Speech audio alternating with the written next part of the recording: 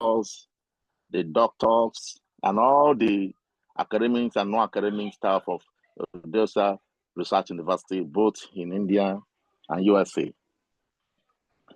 I'm here to present a paper on applying the techniques of population to mitigate corruption in Africa. My name is Francis. I'm from Nigeria. I'm also a student of a postdoctoral degree in Odessa University. Okay, so I'll start. The study informs a common definition of corruption, which is also a misuse of official authority for personal benefit. In almost every area of human existence, it manifests itself in every human existence. If human rights are defined as a right that an individual has simply by virtue of being human, then corruption does in fact pose a danger to human rights. That is especially true in Africa nations, where democratic processes and national frameworks lag behind those of most Asian, European, and American nations, as posited by Prefe within 2019. In order to combat corruption, the United Nations Office in Drugs and Crime 2021 has stressed the need of interdisciplinary and integrated efforts with a focus in Africa. Efforts that comprise entities outside of the state, that is businesses, youth organizations, and the media, in order to increase public engagement and trust. The session stressed the need of strong communication tactics. Public relations are potent instruments for shaping public opinion, as pointed out by Oberger 2019. Organizations may achieve their aims and goals with the help of these technologies when utilized wisely. In order for the general population to understand and appreciate the aims of government, the instruments are useful, as posited by Sakuyo 2015. Research on the effectiveness of population strategy in combating corruption has shown promising results in other emerging countries. Then we also use the theoretical underpinnings. The theory we use in this underpinnings means the excellence theory. The population incongruent with this idea is to blame for an organization's success as it helps them achieve their goals, which in turn stem from the principles of excellence. The symmetrical model is crucial because it emphasizes the significance of effective communication, which is necessary for an organization to achieve effectiveness. Accordingly, a two-way balanced strategy is the foundation of public relation excellence, as presented by Evi Panda 2019. In congruence with the excellence studies, the communication program to be successful, organizations need to have a strategic approach to program management. Excellence in public relations, in congruence with Greenaw's theory, may best predicted by maintaining a strong presence of PR inside strategic communication or communication in management. Because it specifies how PR professionals and staff might employ PR strategy to accomplish organizational goals, this idea is vital to the research at hand. We think that the theory is applicable to our research because it gives PR a chance to plan their communication strategically and use PR tools strategically to accomplish an anti-corruption goals. Now, the concept of corruption. The concept of corruption. Those in authoritative positions, such as managers or government officials, are seen to be corrupt if they engage in dishonest activity. Corruption encompasses a wide range of unethical practices, that is, taking or offering bribes, engaging in hidden dealings, influencing election, misappropriating funds, laundering them, committing fraud against investors. Corruption worsens inequality, poverty, social division, and environmental catastrophe, in congruence with Transparency International 2019. I don't know why 2019 posited that or define political corruption as the misuse or improper use of power and influence, deliberately and consciously, for personal aggrandizement or for group advantage. The Accord and Plan, posited in 2017, defined political corruption as when public officials use their office for personal gain through bribery, extortion, embezzlement, public funds, violation of campaign laws, and electoral fraud. Example of nepotomania, political regimes that often fail under this category are the ones the Philippines, Philippine, Macro, and the Democratic Republic of Congo, Mabutu, the late Mabutu, so-called formerly Zaire, and Nigeria General Sani Abacha, our own country, where money laundering, worldwide bribery, embezzlement, and misuse of authority, nepotism, and election malpractice are some of the main causes of political corruption in Africa.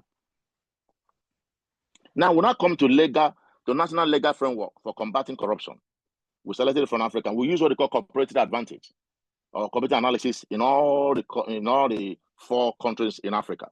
Nigeria legal framework, the questionable reputation of Nigeria as one of the world's most corrupt nation persists. Nigeria constitution explicitly mandate that the government must eradicate all forms of corruption and abuse of authority. The law makes it a crime to bribe, or by a bribe misuse one's position, commit fraud, extort, or launder money. The act is notable for its prohibition on public officials having a private stake in any deal, agreement, or investment related to their ethical position or department. Legal framework against corruption in South Africa.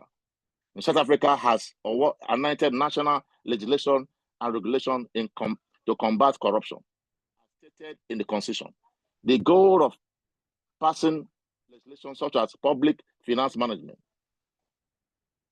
is to make government spending more open and accountable. It lays down the rules of law. The government of financial department is to handle money coming in and going out. Likewise, who is responsible for what in terms of assets and obligation. South Africa primary anti-corruption law, the Prevention and Combating of Corrupt Activities Act, establishes a general offense of corruption and create public offenses for corrupt activities involving particular persons, parties in any employment or relationship, specific matters, and various offenses involving alleged conflict of interest and other unacceptable behavior. Then Botswana legal framework. Among African nations, Botswana has a reputation for having the lowest level of corruption. Still, corruption may happen anywhere. The Corruption Act in Botswana, similar to the legislation in Nigeria, creates a separate body whose only purpose is to enforce the law. The Directorate on Corruption, Economic Crime has the authority to conduct investigation under the Corruption Act. This comprises the ability to search and seize property and make an arrest without a warrant. Education on the dangers of corruption, relying public support to fight corruption, and providing advanced advice and assistance on how to eradicate corrupt practices are all other texts of the Anti-Corruption Agency. Legal framework on corruption in Uganda. In Uganda, approved the Anti-Corruption Act, which is the main law pertaining to anti-corruption legislation, solicitation and acceptance of items by public official, misappropriation of public funds, and analytical illicit acquisition and concealment of assets is the most basic definition of corruption. Corruption in the public and private sector is both criminalized, addressed under the Act.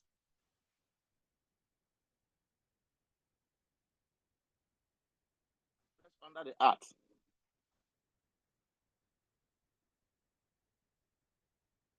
Under the Act is the most basic definition of corruption.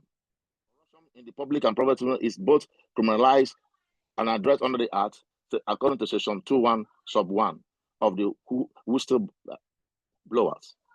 Protection Act, state that anyone may disclose information if they have reasonable belief that it shows the execution, conclusion, or imminent execution of an illegal, corrupt, or unlawful act. Plus, the section is also related to what is happening right now. Okay, now we're going to go now to the use of public relation tools in the fight against corruption.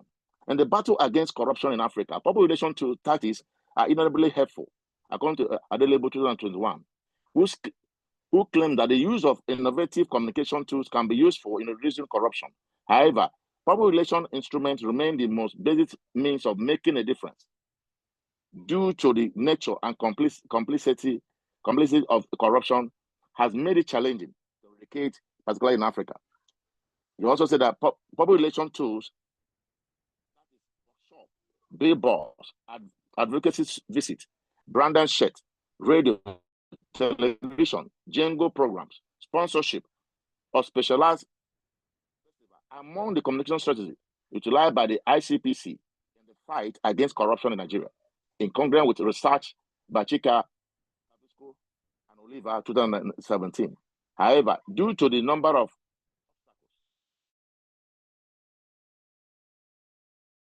comprising a lack of, study found that such tools had modest effort in raising awareness for attitude change. Conclusion. The study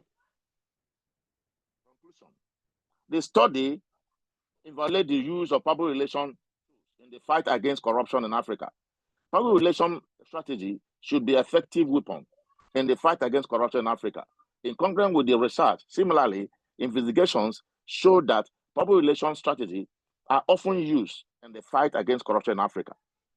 It is also obvious that anti-corruption agencies in Africa fail to fully utilize public relation tools as strategic communication devices. Instead, they focus solely on sensitizing, creating awareness, educating the public about the activities in the fight against corruption.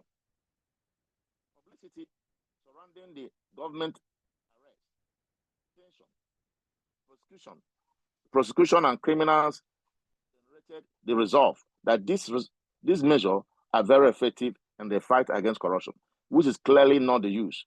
Based on the study finding, we conclude that public relations strategy may be effective in tackling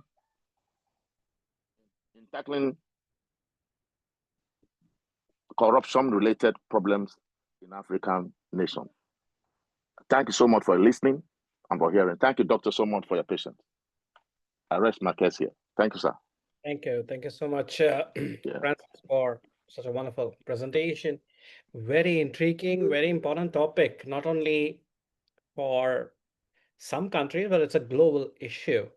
And I like your idea, especially in terms of the methodologies you concluded, and also the public-private partnerships, especially in the context of the corruption, which is a menace, which is basically the menace for all the things. Some people say it's an environmental aspect of the societies or challenges in terms of the education, but I see it as a cancer that once slightly grows, it grows to the peak, and if not cured on time. So we have to make certain laws, and I mean, in every society, we are having this challenge. So thank you so much for presenting it. Thank you, sir. Thank Thank you you, sir. Thanks so much. So such a wonderful presentation. We'll move forward to our next presentation.